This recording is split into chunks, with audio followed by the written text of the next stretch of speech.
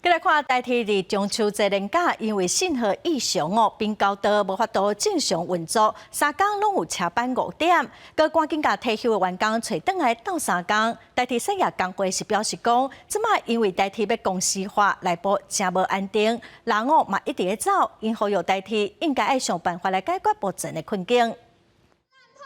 留才方案烂透，台铁人才走光。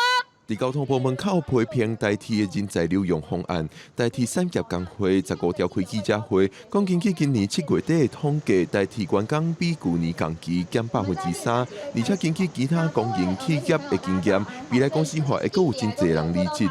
因批评台铁前一阵仔提出全体起薪水2000块的方案，根本老人袂调。他在这一次提出这个留才方案，并没有很民主的跟我们基层协商。那我们可以光从他提出这个2000方案就可以知道，说他其实并没有实际上去比较我们其他交通部下辖的，包含邮政或是港务等等，大家可以听到那个落差非常的大。另外，监察院伫13通过纠正台铁使用工田建设加网络行销费用的方式，工会批评台铁甲大部分的经费开伫网络宣传、工田建设相关的说真少，因要求这种代志以后袂使再再发生。因为过往条目上都是说是重大工程或者是要做工程建设，还在台铁局的体制底下，他就把这样的工程款去乱做挪用，把它拿来做网宣的话，那员工当然会非常担心。我们会带回去研议的，谢谢。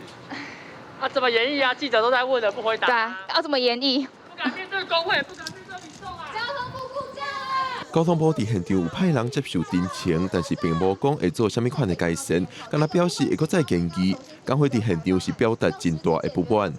记者郭文良随台北报道。